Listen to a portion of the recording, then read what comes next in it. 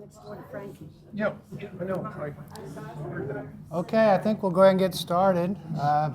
Thanks for being here. If this is the only one you came to, there's a little review. Catch everybody up, hopefully. And review never hurts for those of us who've been through it. But this is our last one, the Gospel of John. There were other Gospels written. We only have 4 in the New Testament, so John will be our last one. Okay, so I took this title, The 4 Gospels on Mondays, from Gordon Lathrop book.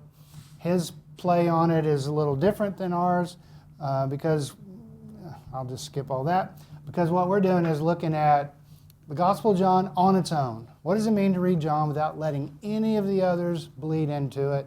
And what does it mean to read it on a Monday? By which I mean, what does it mean to think about the implications of John for everyday life?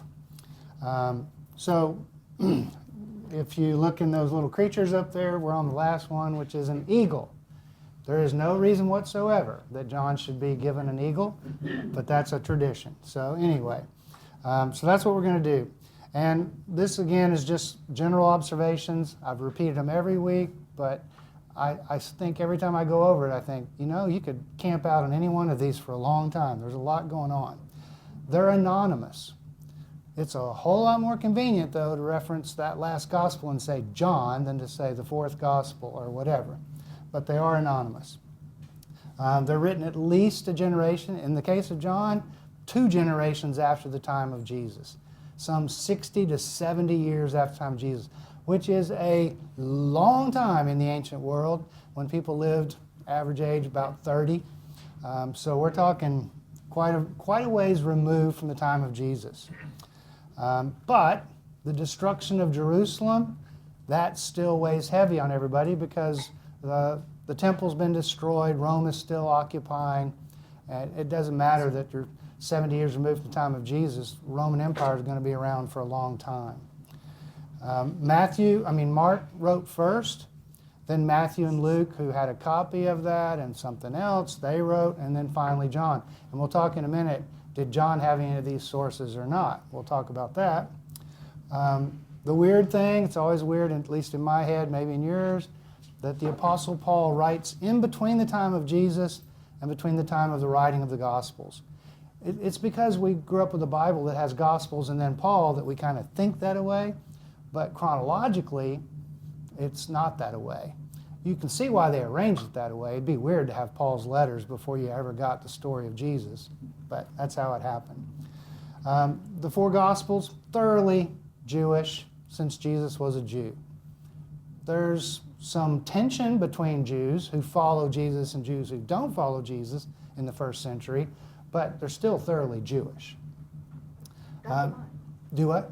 I just want to kind of interject something. Sure. Something that I heard. Yeah. And something I read that Luke was actually a Gentile, they said, instead of a Jew. Well, it's What did you anonymous. type? It's anonymous, so we don't know. So there's no identification of an author at all. We just gave it the name Luke.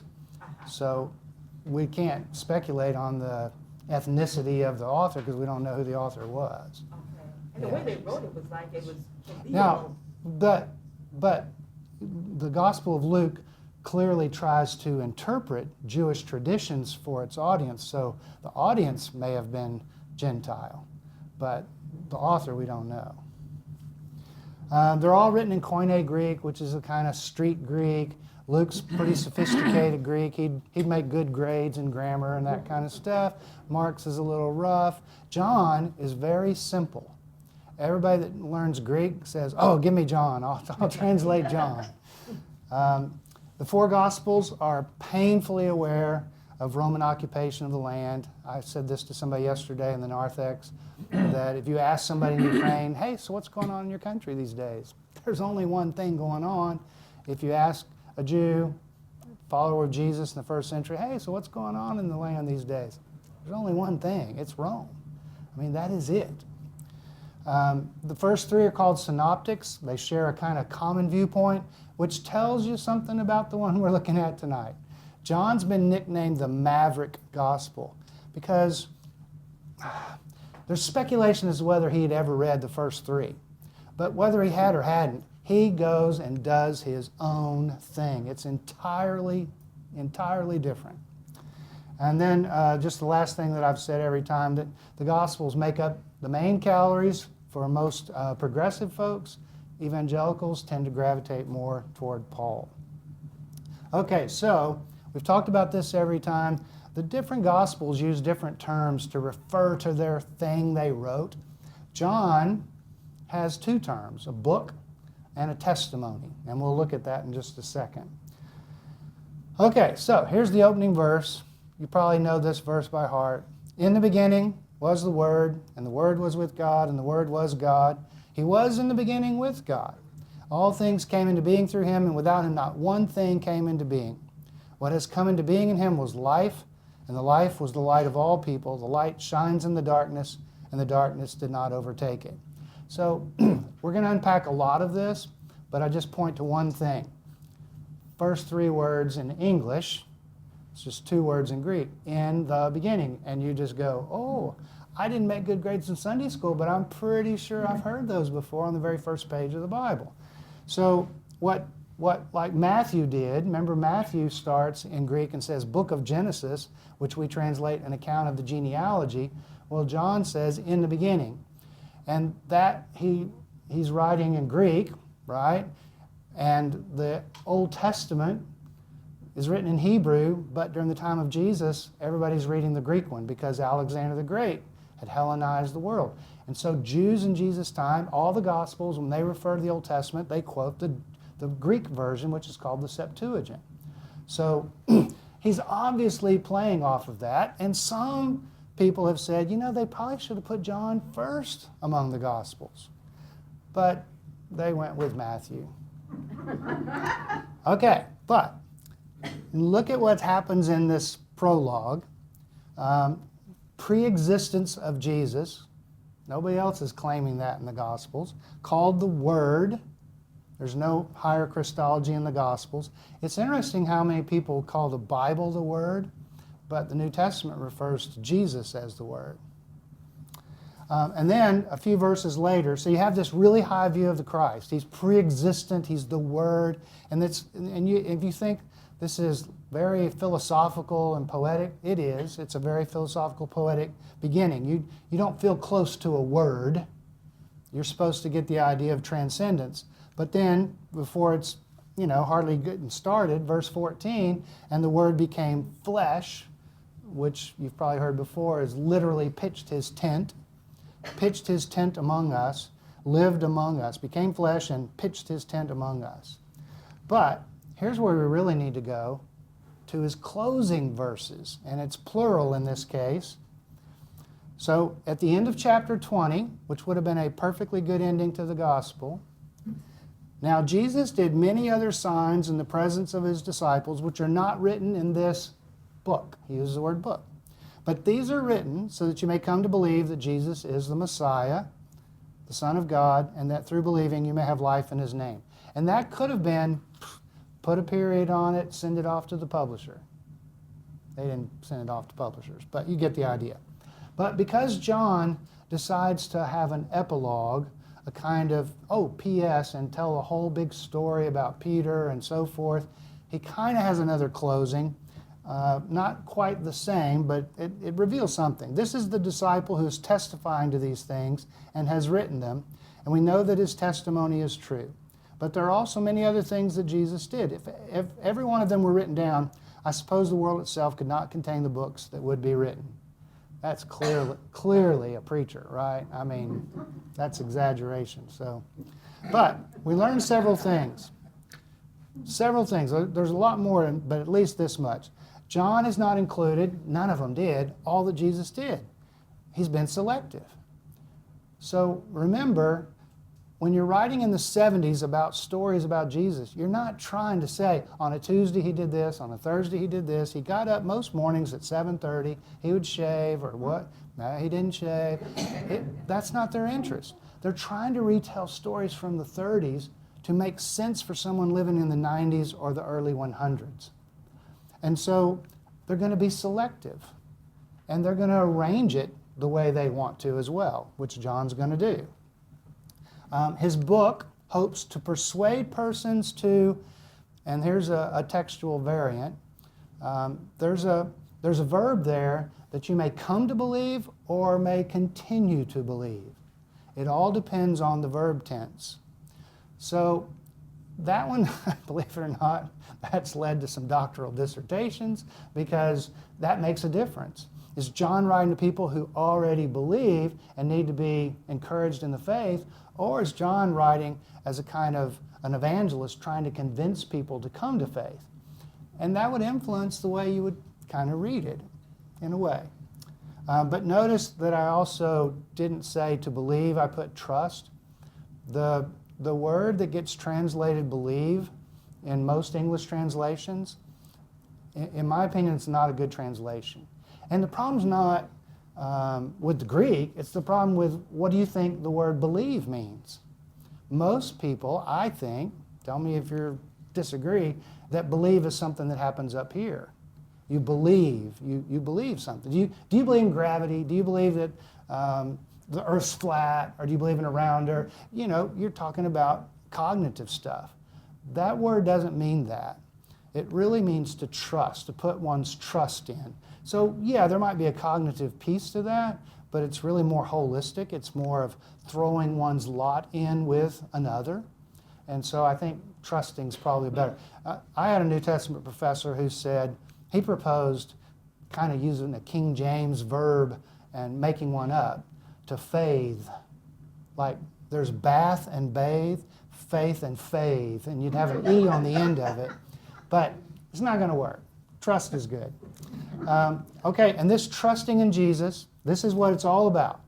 This is what he says it's all about, is to grant us life. Life. That's what's there in the first verses. It's there at the end, and it's life. And even where the verses say eternal life, which does occur, it doesn't not have anything to do with after you die. Eternal could better be translated full, meaningful life. So it's very unfortunate what's happened with some of the translation. And then Jesus addresses us as readers. Did you catch that? Yeah, I mean, he says that you may.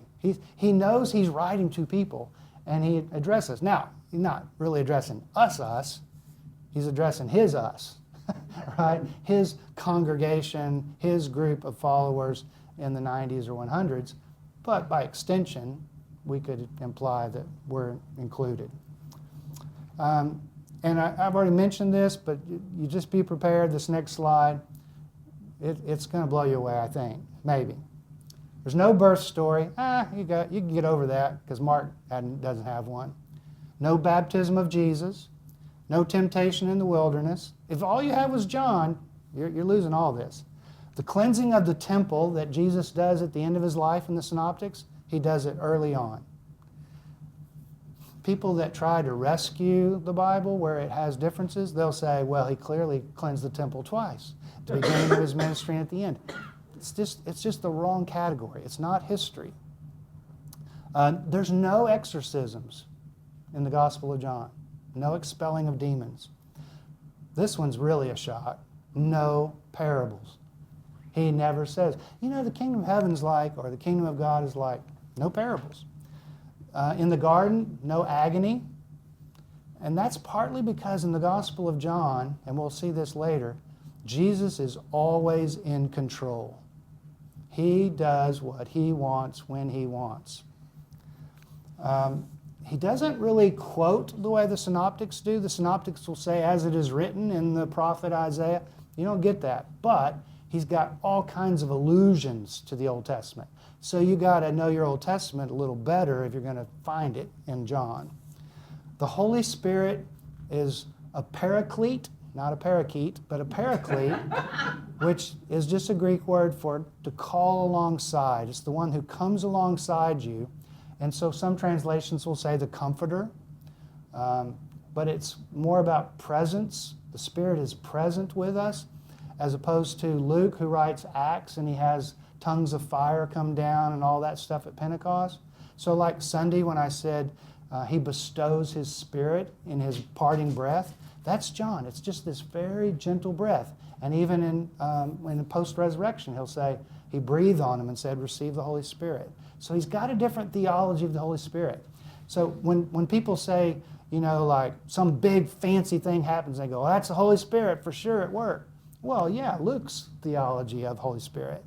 But when somebody cares about someone else who's been hurt, that's Holy Spirit. And it's gentle. So, there's different theologies. He's the only one that shows us a 3-year ministry of Jesus. So if all you had was Matthew, Mark, and Luke, you would never know Jesus had a 3-year ministry. But in John, Jesus is going to go to Jerusalem 3 times for the Passover. And so John's the one. And so what we did is we took Luke, who tells us Jesus was 30 when he began his ministry, and we took John and we said, he was probably 30 and he had a 3-year ministry. Well, if you want to, make a chronological confession or something, yeah, but I wouldn't put too much stock in that, except to say the way the first 3 are trying to tell it is Jesus is not going to go to Jerusalem until it's time. But John says, hey, of course he went up to Jerusalem for the Passover. This one's really interesting to me. So like, if John were a movie, and he's got 21 chapters, so, he goes to a wedding, and the next day he's doing this, and then he's doing this, and you can read his 3-year ministry in a relatively short period of time. I mean, the Gospel of John's like this thick, right? If you took it out of your Bible, it's just a tiny pamphlet. But when you get to the upper room, it's 5 whole chapters. 1/4 of his gospel is one night in the upper room. He slows down time the way a movie producer, director does. Like, this scene's going to be so important that it's just going to get so much focus. So it's a really interesting way of telling the story, to slow down the whole plot, 5 chapters in the upper room. There's no apostles, and what I mean by that is the same 12 follow him, but they're never going to get to be called apostles. John cares about an egalitarian community. And if you call somebody an apostle, that means you're not. Right? You're an apostle, you're not. You're an apostle, you're not. John doesn't do that. He calls them disciples, but he also calls them friends, because again, it's very community organized. This one's kind of weird. You've got 5 whole chapters in the upper room, and he never mentions the meal. I mean, obviously they had the meal. He's a Jew, and it's Passover, or almost Passover. But he instead has foot washing, and it's just a different take. And for people who say, well, then he doesn't have the Lord's Supper, well, he has it everywhere. I mean, Jesus feeds 5,000 and uses those verbs from the upper room. And he feeds Peter, the last thing he does in the gospel. So he has the 2 endings, the epilogue with Peter. Instead of messianic secret that you find in the first 3, where Jesus will say, now don't tell anybody who I am, he goes around saying 7 I am statements. I am the bread of the world, and I am the resurrection and the life, and I am the light of the world, and I am the gate. And he has these sayings, and of course I am is the name of God, and so there's a play off of him being God and being these different kind of metaphorical statements. We already looked at this pre-existence of the Christ. I mentioned this yesterday in the sermon. He loves irony and double entendre, or dad jokes as I called them. And then he has, and I mentioned this too, he has these stupendous signs, and we'll look at those now. But I just want to pause. I mean, like, isn't that just sort of shocking in a way? Had you heard any of that before, or is some of it come as a shock? I heard about the irony and double entendre. Yes. In Greek, is the words for disciple and apostle, what's the distinction? I mean, they're just totally different Greek words. And Well, a disciple is a learner, and an apostle is one sent. And so they've been they've been more commissioned than, say, a disciple. Yes? Could you elaborate on that pre-existence of Christ a little bit for me? Well, I mean, John does what none of the others do. Like, Mark doesn't have anything about his birth. He's just an adult and he's getting baptized. But Matthew and Luke have him born, right? He's born in Bethlehem. He's a baby. They don't say, he was up in heaven, and then God tapped him on the shoulder and said, I need you to go to Bethlehem as a baby. They don't say that. They just say that he was born in Bethlehem. John goes so far as to say, well, he existed in the very, very beginning of time, or before time. So John's going to claim he was part of the Godhead before even creation. Yeah, and the others don't do that. They have a different theology. Nobody ever listed him that way, so in that way, it's surprising. But I think what it is so clearly saying is the ability to give us a relationship with Christ rather than to idolize, pedestalize, canonize. It brings into humanity. And especially in your sermon yesterday, the thing about irony and double entendre made me giggle a whole bunch. I mean, Well, you're going to giggle some more because there's some more of it tonight in the passage. There you go. Yeah, there's more double entendre to come. Okay. I love this quote there at the bottom. I like the comparison of John's gospel to a pool in which a child may wade and an elephant can swim. It's both profound and simple. And this is really true. A lot of people have said John is their favorite gospel. They love it. It's sometimes recommended to people who know nothing about Bible. Well, read the Gospel of John. It has a simplicity to it, but because of the double entendres, it's got some tremendous complexity to it. And so the child and the advanced thinker can both find something there. It's really a great quote. Okay, so I mentioned the layout being different. Here's his layout.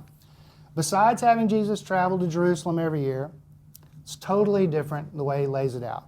He has a prologue. We were looking at that, right? In the beginning was the Word. And he has an epilogue, which is that last chapter I told you about. But the way the Gospel of John is organized is in two books.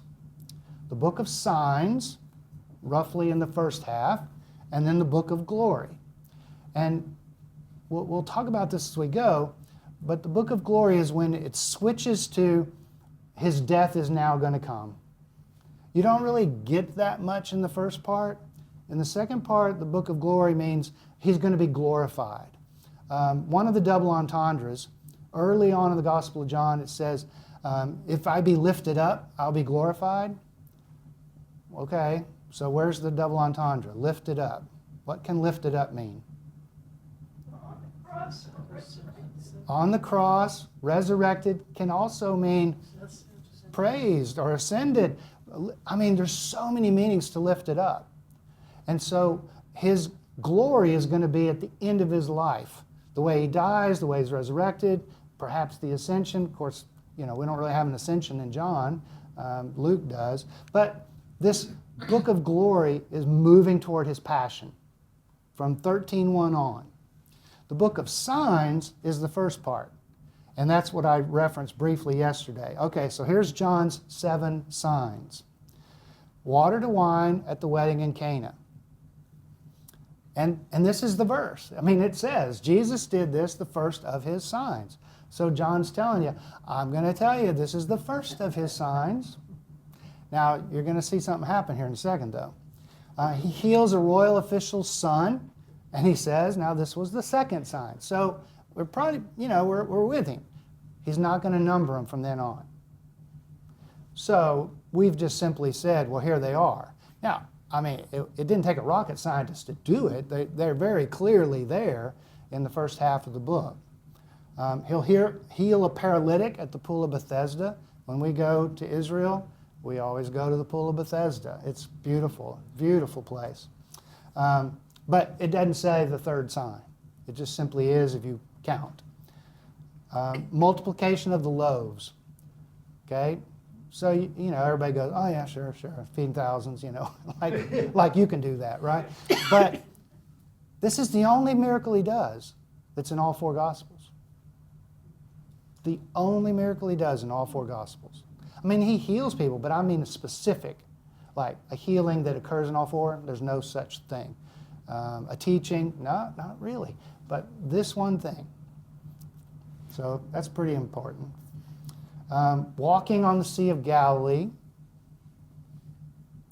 Healing a man born blind. If you really want to read a funny chapter, read chapter 9. It is hilarious.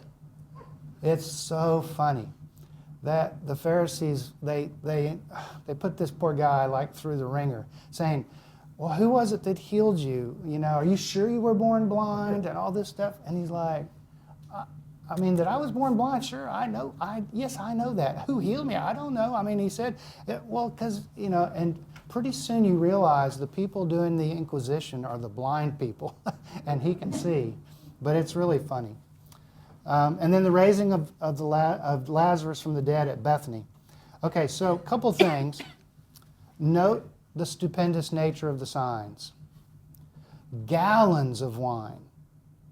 We're not talking 750 milliliter bottle here. We're talking 80 to 120 gallons of wine. I mean, if you tell a story that way, you clearly have entered into hyperbole. And even if it's historically accurate, there's still hyperbole in the sense of who converts that much water into wine? It's just, that's an indication of where these things are going to go. The man is healed. Well, lots of people are healed, but he was born blind, right? So he's never seen. And then, of course, the raising of the dead. And these 7 signs, if you took and you look at these verses, chapters and verses, they each come with a discourse following or just before it, a teaching section. So if you had a red letter Bible, you'd see it. A lot of red letters, and then here's that sign, or here's the sign, and then a lot of red letters. But I didn't say this, but John doesn't call them miracles. He calls them signs. You know, some people would say, what's the difference? Well, there's no difference. I mean, in the sense that healing a man born blind and healing this official son, it's like a story in the other synoptics. But John's different. And he wants to call them signs. Of course, signs point to something, but it's just a different way of telling it. Okay, so we covered a lot of ground. Yes, question? The Sea of Galilee, was that actually a lake? I believe I read that in your book. It's a lake. It's a freshwater lake. It's fed from Mount Hermon, comes down, goes into the River Jordan, into the Dead Sea. And everybody but Luke calls it the Sea of Galilee. Luke calls it a lake because he's going to write a sequel called Book of Acts, and they're going to be on the Mediterranean, and he knows that's a sea. So he's kind of more technically accurate. Yeah, they call it the Sea of Galilee, but it's definitely a lake. I mean, we have a lot bigger lakes around here even. Yeah. Okay, anybody else? That's your overview of John. That'll be on the final. You said loaves, and John is the only synoptic Miracle. miracle. It's the only miracle Jesus does. The resurrection of Jesus, of course, Sure. he doesn't do. It's done to him. But, yeah, it's the only thing that's in all 4. I'm just curious about that because he was followed by throngs. I'm just wondering, maybe he did that a lot. Maybe this is just an example. Maybe it was more than, I mean, he had people following him all the time. Right. Well, and the way the synoptics do it, we didn't point this out, or I may have pointed out sometime. The synoptics that have 2 of them, like Matthew and Mark have 2 versions, and they are different. You know, like the number of people and the number of leftovers and all that. But the real difference is the first one's among Jews and the second one's among Gentiles. And in between, a Syrophoenician woman sort of corrects Jesus' worldview. Because remember, he says, well, I can't give crumbs to dogs. And she she challenges him, and then he feeds Gentiles. And so some people's Christology is, hey, Jesus, he learned something. Other people would say, Jesus can't learn something. He's pre-existent Christ. He was just challenging her. You know, and you get different Christologies there. Mm-hmm. I've heard and read that John is the same John all the way through the New Testament. Yeah, I've heard that too. It's not right, but I've heard it. Seriously? You've got to be kidding me. No? Well, I These mean, are first of all, authors. it's anonymous, right? It's anonymous. So we don't know. But the style of writing, if you looked at, you know, like I graded papers last fall at William Jewell, and if you gave me papers by this person and papers by this person, I can tell them apart. They're very different. Well, if you could read Greek, you'd say, well, this John's not the same as this John. And we know that the John that wrote Revelation, the only one who's naming, the way he names it, he's not the same writer. So, See, yeah. he's not the same writer as the Gospel. Gospel John? No. But I hear that all the time. Yeah, I mean, well, they're different I hear a authors. lot of things all the time. And I'm reading this. Yeah. These are authors that are But the Gospel's anonymous. Keep that in mind. There's no name of John in it. I mean, there's a name, but it's not. Yeah. Did you have are you just at an auction, you're making a bid? All right, so, Mike, at the yeah. first, when you were talking, the very first verse, in the beginning, the style of the Greek, I mean, that's really prominent. Was this, the style, was it more poetic? Was it more? It's poetic there for sure. Okay. Yeah, it's very poetic. But it's very simple Greek, Mhm. like so simple. Yeah. Mike, I think too, the beginning, in the beginning, word, Jesus being called the Word doesn't really happen that much later in the gospel at all. Right. It's just in that first Mm-hmm. part. Yeah, yeah. And in some of the apocryphal books, I think it's Wisdom of Solomon, there is talk about Sophia Yes. being with God in the beginning, and Yes. it sounds very much like Yes, this. yes. Yeah, Logos and Sophia, and yeah, you're right, you're right. Okay, we're halfway there. We're looking at the Gospels in two ways. One, we've been looking at John just to say, wow, John really is different. Maybe you didn't realize how different, but John's different. But the other is, what does it say on a Monday, or as we say, in the real world? So we're going to look at the Gospel of John, and one resource I'm going to mention, it's not in that series that I've been mentioning, because the one that's on John is out of print, and if you want to get a copy, you'll pay a crazy amount of money, but I really like this one a lot. Jamie Clark Souls, she calls it Reading John for Dear Life, which is great play on words, because it's all about life. But she takes not every single passage. It's a small book, but it's excellent. I mean, if you've got a small group that wants to do a study, or you just want to read through John, she would be a great companion, this book.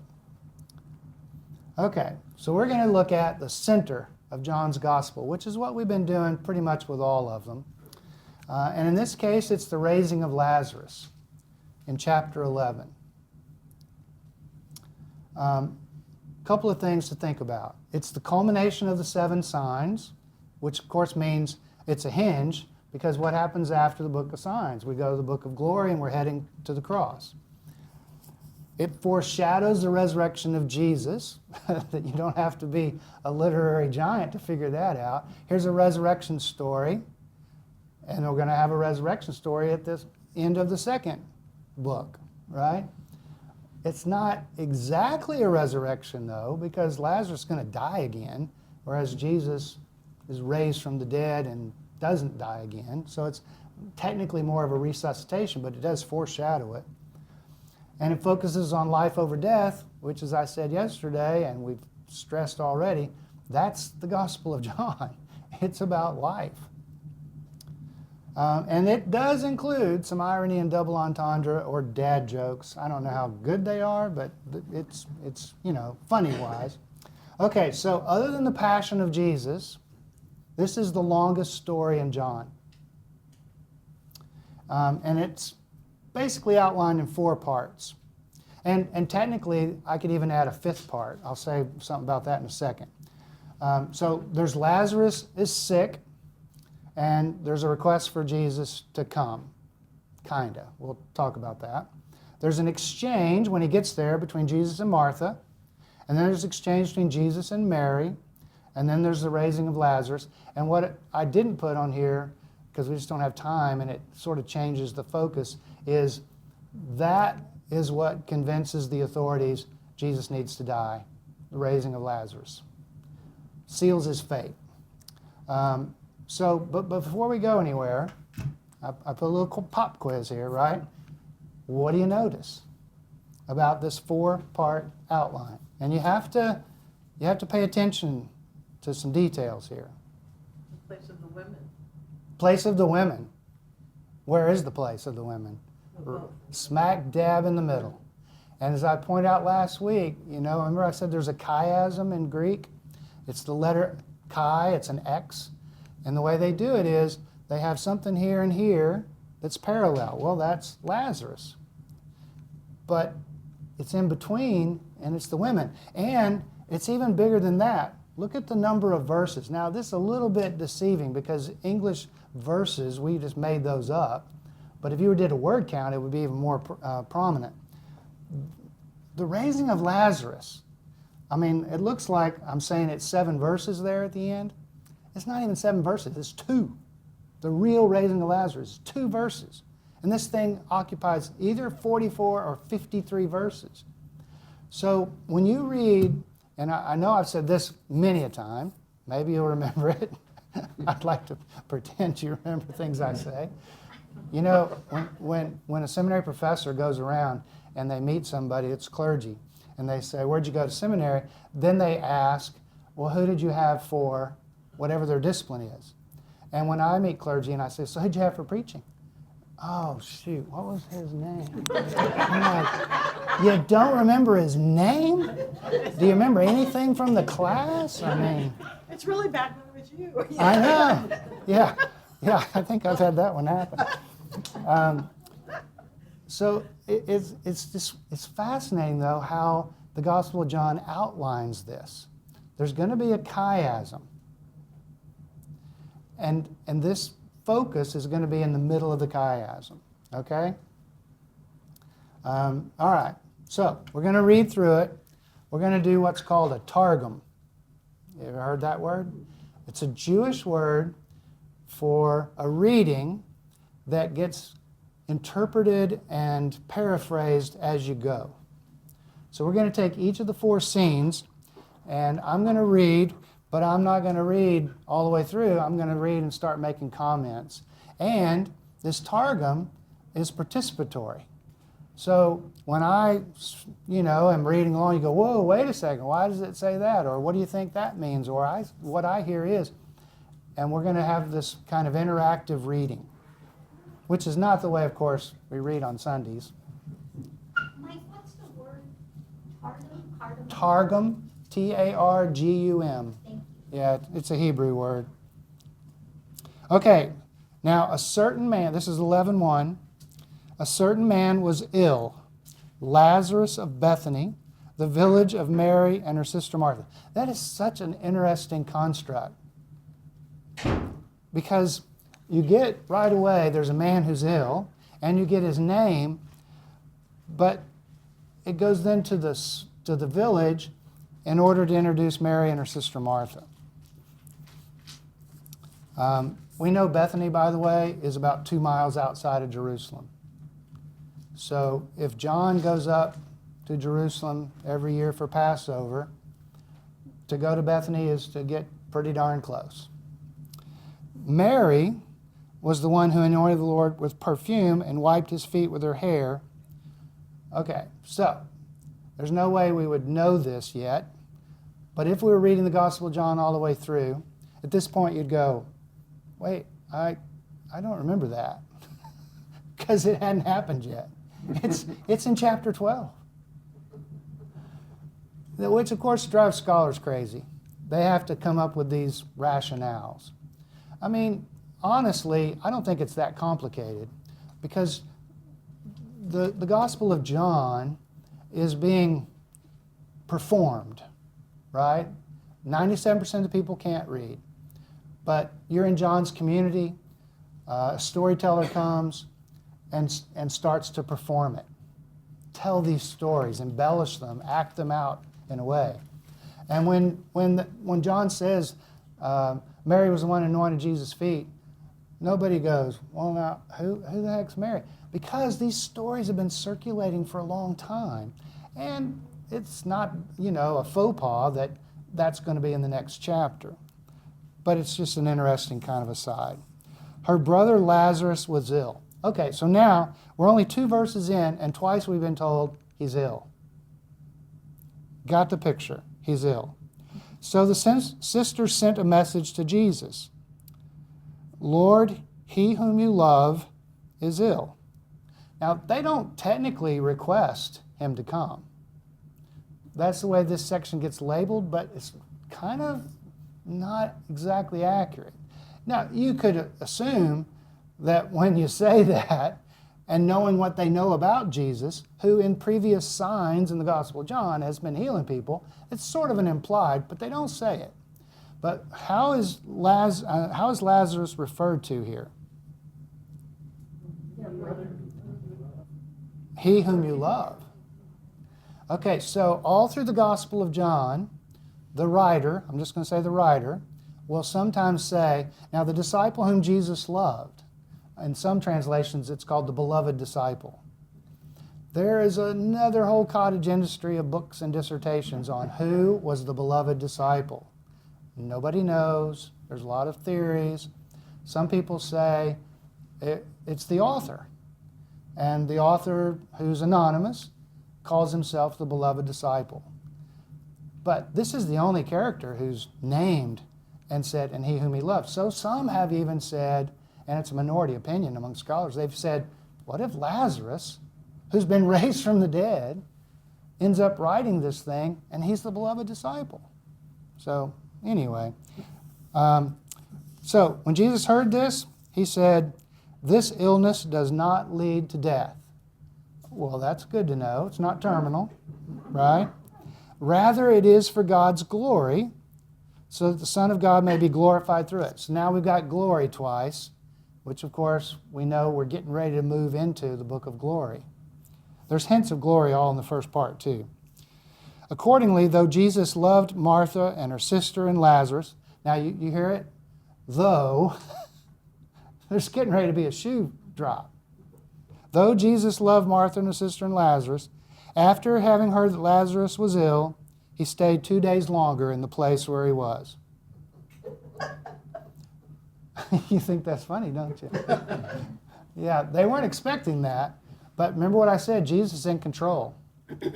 Nobody's going to tell him what to do. Remember even his mother in the first sign at the wedding? What she doesn't say, would you turn all this water into wine? She says, they have no wine. And he says, woman, what concern is that to me? He goes ahead and does it, but he's going to do what he wants to do. It was a cat in a former life. A cat in a former life. Also, it's very significant in terms of the overall use of the Bible in the world today, that women have trust. They don't beg him for things. They share information, and they trust in what will happen next. Okay, we'll see if they trust. We're getting there. We'll see. Then after, in wine. then after he said this, he said to the disciples, let us go to Judea again. Remember, Judea is the region, middle of the country, but south of the Galilee. That's where Jerusalem is. It's in Judea. So let us go to Judea again. The disciples said to him, Rabbi, the Jews, it's actually the Judeans, the people who live in Judea, we're just now trying to stone you, and you're going there again? Of course, what's Jesus going to do? He's going to do what he wants to do.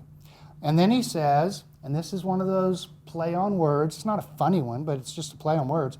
Are there not 12 hours of daylight? Well, yeah. Those who walk during the day do not stumble because they see the light of this world. So he's going to make a play on light. There's 12 hours of daylight. And there's also this notion, he says, but those who walk at night stumble because the light is not in them. He's already said that he's the light of the world. So he's playing off of this. Hey, while there's daylight, you got to do what you got to do, but he's also playing off of there's darkness in the world and there's light, and he's the light. Okay, after saying this, he told them, our friend, there's that word, our friend Lazarus has fallen asleep, but I'm going there to awaken him. This is a play on words. This is the dad joke. The disciple said to him, Lord, if he's fallen asleep, he'll be all right. Oh my gosh, this is hilarious. He's used a play on words because this word can mean, and it can actually mean that in our own language, he's dead. But because there's this play on words, they go, well, if he's asleep, I think he'll be okay. He'll just wake up in the morning, right? when the rooster crows. So the disciple said to him, Lord, he'll be all right. Jesus, however, had been speaking about his death, but they thought he was referring merely to sleep. So then Jesus told them plainly, Lazarus is dead. I'd love to play the part of Jesus and say these lines. Kind of like, I don't know. For your sake, I'm glad I was not there, so that you may trust, believe, but let us go to him. Thomas, who was called the twin, said to his fellow disciples, let us also go that we may die with him. What is he thinking when he says that? First of all, who's him? Is it Lazarus or is it Jesus? Is it both? He doesn't know what he's saying. You understand that? Because we've already made clear he's one of those that said, well, if he's asleep, because they're in the same boat. Go back a few verses, they say, we're going to Judea? Yes. They're trying to kill you. Right. And I think that's how I read this is, we're going to our end up here. We're not going to get out of it. Yeah. So, okay. Now, verse 17, we're into a different act. We'll call it an act. When Jesus arrived, he found that Lazarus had already been in the tomb 4 days. This is a really important number for John. Jewish tradition at the time believed that the soul lingered near the dead body for 3 days. It's been 4 days. He's dead. There's no, you're okay. Now Bethany was near Jerusalem, some 2 miles away, and many of the Jews had come to Martha and Mary, to the Judeans, to console them about their brother. Okay, so there was another tradition that people were professional mourners. It was part of the tradition to come and mourn with the family. And they, you still see signs of this with the Shiva, right? When you sit for 6 days, you remember. So this tradition of mourning with others is a very common thing.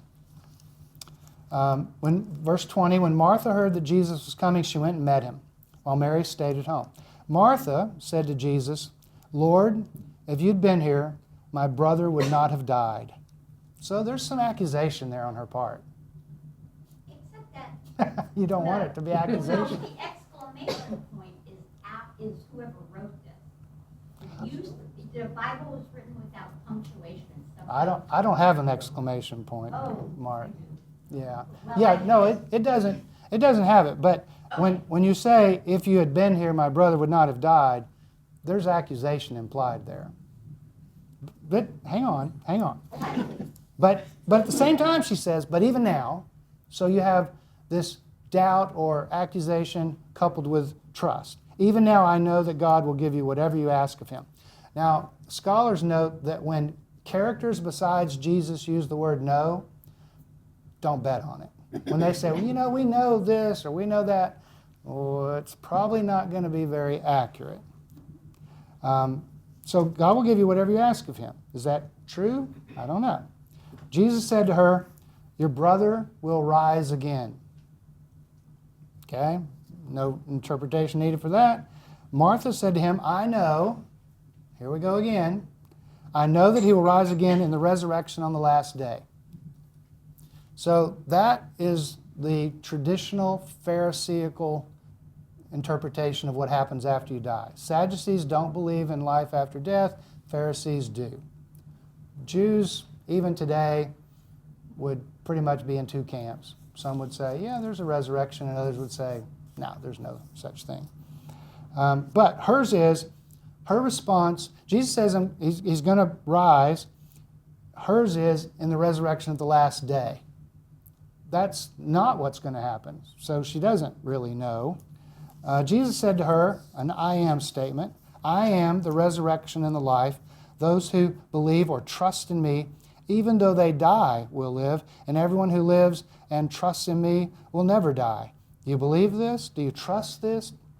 She said to him, yes, Lord, I believe that you are the Messiah, the Son of God, the one coming into the world. She does not answer the question. Do you believe this, that those who believe me will never die? And she says a kind of slogan statement, a good confession, but she doesn't take on the resurrection. It's like Peter's confession, but she doesn't get any credit.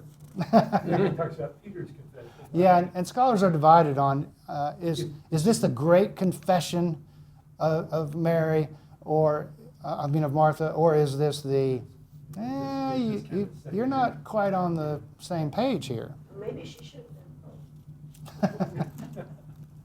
Okay, so then verse 28, when she'd said this, new chapter here, or new act, she went back and called her sister Mary and told her privately, the teacher is here and he's calling for you. And when she heard it, she got up quickly and went to him. Now Jesus had not yet come to the village, but was still at the place where Martha had met him. The Jews who were with her in the house, consoling her, saw Mary get up quickly and go out. They followed her because they thought she was going to the tomb to weep there. They're supposed to do this, right? They're going to go with her. When Mary came where Jesus was and saw him, she knelt at his feet and said to him, Lord, if you'd been here, my brother would not have died. When Jesus saw her weeping, and the Jews who came with her also weeping, he was what? Troubled or greatly disturbed in spirit and deeply moved. Why is he troubled in spirit and deeply moved? Is that too easy a question? Yeah, except it's not a good translation. He's ticked off. Ticked off. Oh. He is upset. It's a very bad translation. He's disturbed in spirit and deeply moved, not emotionally moved. He's mad. Now, the question becomes, what's he mad about? He could be mad because of these mourners going around. He could be mad because his disciples think sleep instead of death. He could be mad for a lot of reasons. He could be mad that the confession didn't quite match up to the question. He could be mad, a lot of things. We'll keep going. I'll give you a theory here in a second. He said, where have you laid him? And that's the language that's used in the Gospel of John for Jesus' own body. When Mary Magdalene in the garden says, where have you laid him? They said to him, Lord, come and see. Which, by the way, is a great phrase throughout the Gospel of John. It's the thing he says to the disciples early on when he's calling them, come and see. So, Lord, come and see. Jesus began to weep. Why is he crying? Everybody says because he's heartbroken. It's his friend's dead. That doesn't go along with being ticked off. Maybe he's crying because something's got him upset. So the Jews said, see how he loved him? Okay, can you trust these characters to give you the correct interpretation of Jesus crying? You could. If you do, you'd say, well, there it is. They're saying he loved him. But what if they're unreliable characters? Because in the next verse says, but some of them said, could not he have who opened the eyes of the blind man have kept this man from dying? These people, they're maybe of different camps, but... He wasted 2 days. Yeah. They did there 2 days before it, that they're unhappy. Right. So some people believe that what he is upset about is death. Not just the death of Lazarus, but that death is everywhere. Remember how I said, if you ask people in Ukraine, hey, so what's going on? Ask people in Gaza, so what's been going on with you? There's only one answer. If you ask people in the first century, so what's been going on? There's only one answer. It's Rome. And Rome is death. The elite of Rome, doing great, but everybody else is dying, literally in some cases. So then Jesus, again, greatly disturbed, came to the tomb. It was a cave, and a stone was lying against it. Jesus said, "Take away the stone," which of course we'll get a reference to that in the Gospels, or in the resurrection. Martha, the sister of the dead man, Jesus will never be called a dead man, by the way.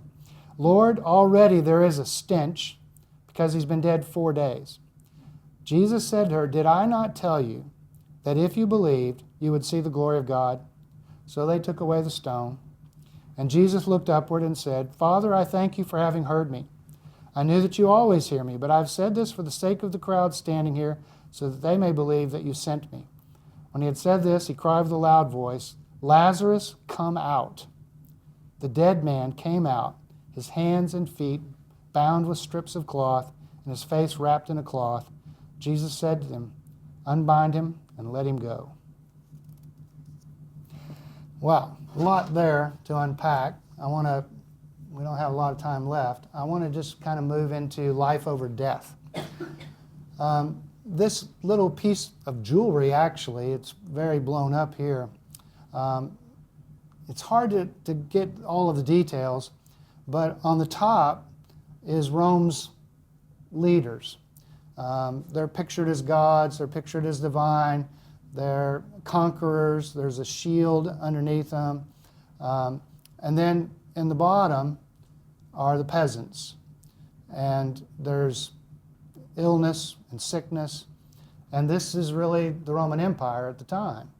There's a small group at the top that is doing just fine. But everybody at the bottom is contributing taxes, so that they might feast, and these folks are barely making it. In John, the adversary, it's the word that's used. The Hebrew word is ha-satan, which a lot of us would grow up saying, "Oh, Satan." But Satan's not a person as much as it's an adversary. The adversary or devil, and both are used in the Gospel of John, embodies evil in the world. New Testament descriptions of the devil and possession, all those things, they're never about the stuff that we grew up with in Hollywood movies. Drinking cat's blood, orgies, etc. For John, the adversary is embodied in how Rome brings about death. And the primary way they bring about death, besides military campaigns and taking slaves, is the economy. Jesus, on the other hand, comes to bring life. In the 7 signs, illness and disease are overcome. Death, of course, is conquered in Jesus' resurrection. So Thiessen describes it like this. For us today, it's really hard for us to relate to this. Life, it has illness. It's just part of life. But it's not death. It can be, but it's not death. We go to the doctor and we get treatments or whatever. But for the ancients, it's really kind of the opposite. If you get ill, you're going to die. If you're working in the field and you cut your toe with the hoe or whatever, you're dead. Yeah, there's no antibiotics. You're going to get infection. You're going to die. And so for Jesus to come and conquer death, and Gospel John's all about life over death, all about it. So in the 7 signs, hunger too is overcome. The language of communion with bread and fish, crossing notes, both were being taxed by Rome. This is one of the reasons they killed Jesus. He's doing stuff for free that they usually tax. The Roman Empire's death was largely economic. I think there are more things at work in ours, but I do think we need to ask, what does our own economy in a free market look like? Is it life-giving? Does it lead to death? Can it be both? Jeff Bezos' yacht, $25 million a year to maintain it. It's like $187,000 a day or something to maintain it. The Air Force Next Generation jet is estimated at $300 million each. Juan Soto makes $51 million annually, every at bat, $78,000. That seems like a good deal, right? I remember when the owner of the Cubs, this was years ago, he was asked, why do hot dogs cost $9? And he said, a better question is, why does a pitcher cost $20 million or whatever? Average teacher salary in the U.S. is around $69,000, and social worker makes around $73,000. So we get what we pay for. This is what we pay for. But I didn't want to end on the negative. There are times when life wins over death. I don't know if y'all know who Sharon McMahon is. You love her. She was a government teacher, and then COVID hit, and so she became a podcaster, and it's taken off. She partnered last year with RIP Medical Debt. They raised $170 million to wipe out medical debt. RIP raised $6.7 billion to date, and of course they're buying it at a cost of $1 per 100. And they are helping these folks who are just absolutely in debt up to their eyeballs with medical debt. It's a brilliant, brilliant thing. And you can just Google that and read some stories. She posted now it's like 300 Do what? the other day. She posted 300. 300 million? Yeah. Wow. And I think we should never take for granted what we do on Mondays at Micah. Every Monday, this is the latest that I read, 1,000 meals, 200 to 300 rolls of toilet paper, 250 to 300 articles of clothing, 200 to 300 outdoor survival items. That's the Gospel of John. That's life. And it's for people who are barely making it, which of course, that's what was going on in the Roman Empire. So, last slide. The thief comes only to steal and kill and destroy. I came that they may have life and have it abundantly. The thief, nobody's in John's day is going to say, well, now that's the devil, right? Red pitchfork, and they know who the thief is. It's Caesar. And Jesus comes, and this abundant, it's not a prosperity gospel. This is not if you claim it, you can get a Mercedes in your garage. Abundant life for John is just the fullness of life. It is meaning and purpose. And, of course, it would include having food and shelter and those kind of things. Oh, my goodness. Okay. Yes. In addition to Micah, which is an amazing ministry, I wish more people knew about Sheffield Place, where we help people get into apartments they can afford. It's true. River Refuge, where they do transitional housing that allows people to save their money and then get a down payment on an affordable apartment. Yep. We do so much more than Micah, but Micah's the most well-known. Yeah, that's true. That's true. I don't know, Donald Epps can do pretty well now in the next week or so. Yeah, that's true. All right, well, we've finished the 4 Gospels. We're going to take a couple Mondays off, but there's going to be one more one-night class on the April 28th, and you can wait and see what that is. I could tell you, but you wait and see. All right, thanks for coming. Thank you.